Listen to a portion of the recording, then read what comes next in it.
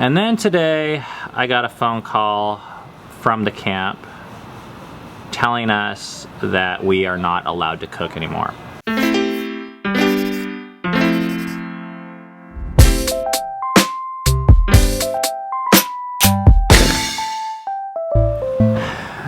Today has been a really hard day. I guess we just tell a story.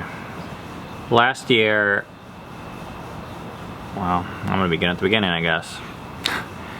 When I was in my mother's womb, I went to a camp that I have gone to almost every year of my life. And it was a Bible camp. It was religious. I loved it. When I lived in California, the highlight of my summer was to drive up to Seattle to go to this camp. And our kids started going there, you know, so now we're talking 40 years. I've been going there since I was 1 month old. I know that. Oh, I should say, it's where we met. When we were 13, 14? 14. I was 14, Ben was 15. And when we hiked the Appalachian Trail last year, we were on day 4. We were all throwing up in a cabin, and it was freezing cold, and we didn't know how we were going to get any further.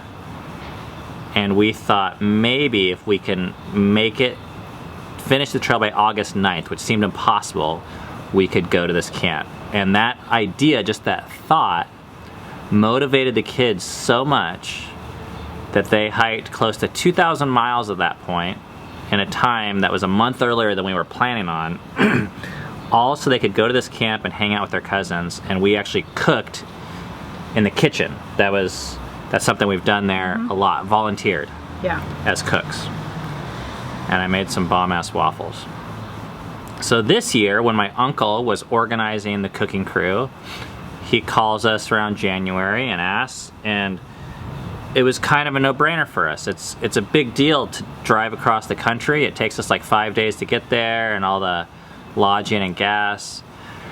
But it's the highlight of our kids' summer. It's hanging out with their family members and us going back to this nostalgic place that has meant so much to us. So we committed right away to cook up there with our cousins and uncle and my parents for 1 week in August. Just this morning, we spent all this time organizing our road trip. We put our house on the market to rent. We got renters, and all these things have been in the works now for 5 or 6 months. We found a property manager that we've trained to rent our property out. And then today, I got a phone call from the camp telling us that we are not allowed to cook anymore. And the reason why is because they found out from our vlog channel that our view of gay people and transsexual people, that we believe it's not a sin. And I think they said a few other things, like our perspective on whether we think pornography or nudity is a sin or there was a few other things, but I had to really kind of dig to get at it, because first they just said, you're not allowed. And I said, well, what's wrong? And they said, well, you believe this. At first I was confused because this is just like a volunteer position and we're just cooking for a week. And I don't really understand the politics of it all, but they said, well, if someone wants to accept Jesus in their heart and they come and talk to you, we want to know that you can do that or something. And I said, well, I actually believe in Jesus and I believe in the Bible. And then the guy was like, kind of like, well, no, you don't, because the Bible says this. And I said, well, I understand that that's your interpretation of it, but there's other interpretations of it. And he said, no, there's not. And I don't really consider myself like an idiot. Like, I mean, I did a year of Bible college. I've read 100 books about the Bible. I'm currently writing out the Bible by hand. I actually care about the Bible. What I feel like he was really saying is your interpretation of the Bible is invalid and mine isn't. Yeah. then he kept on saying, like, I love you, and like all this language, like, oh, like I didn't want to give you bad news, oh, I love you, like we really care about you, like all these kind of things. And finally I said, you know, it's really hard for me to hear you say that you love me when your actions show that you're actually basically looking down upon us and a whole group of people, by the way. I said, your actions don't seem very loving, so I don't know why you keep on saying I love you. And he says, well, we're doing that because we love you. Like, they're kicking us out because, like, for our own interest is how they made it come across. Which, that sounds really like bullshit to me. Like, okay, if our belief is threatening to you, which I can understand how it is, then you can protect your institution. But it feels really disingenuous to say that you're doing it because you love us. I've had people tie it to, if you believe there's a heaven and a hell, if you believe certain things, you're gonna go to hell. So I'm trying to love you by telling you these things are not true and excluding you so that you feel the pain. I mean, I've just heard people like link that's how that's justified. Then he was like, he's like trying to get me to like repent, like right there on the phone, and like explain to me why I need to think that gay people are sinning or transsexuals are sinning so that I can be accepted again. I was just like really not in the mood to be preached at. So I got off the phone. And I knew, I didn't even hear your conversation, but it's like I knew something really shitty just went down. And like kids were right there and they knew something went down. So there was like no information control. And all of a sudden they find out that like the top event of their summer that they've been looking forward to and that we've been busting our ass to like prep our house for and rearrange our lives for is like canceled because we don't have a problem with folks being gay. And it was just like a mess. Kids are crying, like trying to figure out like, oh, well, did you explain to them? Surely they don't understand. We're like, no, like this unfortunately is not super surprising. Well, and there's no explanation because it's not a conversation. It's a one-sided conversation. They don't care about our reasoning. No, he wasn't asking me what I believed or what I thought or how I came to that conclusion. It was like, it was very simple to him. It used to be very simple to me too. So I understand that. So now we're like really trying to figure out like what the heck are we doing this summer? Do we like cancel these people coming over to our house and just like have to pay all that money or something, or even we allowed to do that? I don't know. The Airbnb stuff. Yeah.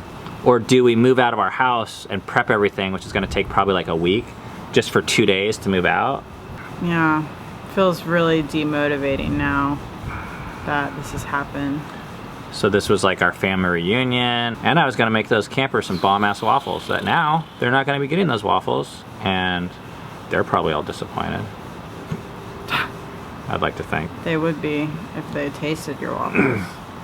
And it's so weird, like my mom was there and she started like blaming us, I think. I don't know, maybe she wasn't, but I think she was. For like, oh, well, if you wouldn't be so outspoken on your vlog about what you believe, then people wouldn't know. Because there's other people up there that believe all sorts of stuff. I mean, this is Seattle. People are okay with gay folks more than they used to be. Yeah, and if the leaders of this camp think that everyone actually believes what they want them to believe, then they're delusional. But we're outspoken about it. And my mom was kind of saying, well, if you would quiet down, maybe you wouldn't be in this mess. And I'm like, I actually believe these beliefs, having held them myself for a lot of years, are actually oppressive. And I think I have an obligation to speak up about what I believe is oppressive And that when you paint God in a certain light just to protect your club and your identity and your belief system, that's actually an abuse of power, an abuse of religion, an abuse of the Bible. So I will speak up. I'll continue to speak up, and I won't regret it. But it is hard now that our family is having to pay this price. And it actually is shitty the way they handled it. Like, I guess I've heard now rumors now that they knew about this for a month, and they called us now, like, I mean, we're supposed to be leaving in about a week across the country, like with 8 of us. In 2 weeks, yeah. I know that whatever pain we're going through, I'm not trying to invalidate our pain, but I know it's a fraction of what actually marginalized and oppressed people groups go through every single day. So in a weird way, that like gave me comfort knowing that we're not alone in dealing with oppression. I mean, it's happened as long as people have been around. And there was people that got kicked out of camp when I was a kid that I never thought twice about. And I was like, oh, they probably deserve it. You know, because they're making these choices. For us to believe now what we believe, it's not a choice. I mean, we could lie to ourselves and we could fake it. Cover it up. But we have these convictions based upon the way we see the world and the history that we know. And, you know, you can't just change it, like snap it out. And I think it would actually be not only worse for other people, it would be worse for us if we felt like we had to fake something or bury something or pretend like we're someone we're not. When you've been kicked out of as many religious things as we have multiple times for multiple reasons that don't line up, when you're a certain like personality type or you have certain convictions, you can start to see that you're not usually getting kicked out for what they're saying it is. You're getting kicked out because someone feels threatened by who you are. And in our case, I think we're more powerful because of this video and having a voice. But for a lot of people, like you said, they're kicked out not because they're powerful, but because they're threatening. Their very presence of being in the margins, it threatens the power structures. That makes me sick to my stomach that, first of all, that's happening. Second of all, that it's happening by organizations that claim to be spreading the love of God. And third of all, that it's not being stated openly for what it really is. And I don't think a lot of people in it really even know they're doing it for those reasons. But, you know, one thing I was thinking, Bible camp, you know who you are. If you want to own this, let's fucking own it. And put on your website, we believe that gay people are sinning. Okay? Say that. And then say, if you want to cook, or if you want to be a counselor, or if you want to be a speaker, or a teacher, or on staff, then you need to believe that. And own that belief, and be a martyr for it. You know, I'm down. Like, if it's really where you lie, stick it out there, and see what happens. You know? Live with it. If you really think that's loving to folks. But to be sneaking around, calling people 3 weeks before they're supposed to show up, and tell them they're not wanted here anymore. For not even like, I'm not gay or trans, but just to be okay with those people, that's what's so crazy. Yeah, not that it would be okay for them, in my opinion, to exclude gay or trans people, but it's like anyways, the fence has to keep on getting. So it's hard, not surprising. But just through our whole day, I mean, practically, and we've been in 3 years of therapy, so I feel like emotionally I was actually more prepared for this than I thought. But then again, like watching the kids experience this type of rejection, that hurts. My friend Kate said to me, it's like you guys are experiencing a death. Even though it's not a person that died, it's a place that we have loved that is now being stripped away from us, is what it feels like. You know, that's gonna take some time, I think, to process our feelings and mourn that loss. But at least the guy on the phone said he loved me. This is why, I mean, this is a tangent, but I am so uninterested in the words religious people say about what they believe and what their motives are. Like, I'm over it. Show me your actions. Because we've had so many people say they love us and just... You love us, but you are excluding us because you love us. Oh, I get it. That's a little life update. We don't know what our plans are going to be. You know, my mom, she hasn't really jived with our beliefs. And I've kind of said, like, these organizations, some of them are kind of dangerous and they're kind of subversive. And she's like, oh, whatever. You know, I don't think she thinks it's that big of a deal. But I think when this happened, I think she was, like, shocked. And we weren't shocked. And I would have been shocked years ago, yeah. But I'm not anymore. But we weren't shocked. And I think she may have seen, like, oh, this is actually, those beliefs you're talking about, this is what happens. This is how systems are oppressive. If you don't line up, if you don't conform, then... I'm not even going there and trying to turn people gay or preach or teach. I'm just trying to make waffles. I know. You know? And I just happen to believe this thing that we don't even talk about at camp because we're too busy making waffles. And they're like, nope, no making waffles for you. You're too friendly with everyone. They wouldn't call it friendly. They'd say we're not loving these gay people enough. To tell them that they're sinners. 20 years ago, I was kicked out of that camp. When I was 17, for some, like, stupid kid thing that never even happened. Almost 15 years later, the director, at the time that kicked me out, he came back and he apologized to me and said that he shouldn't.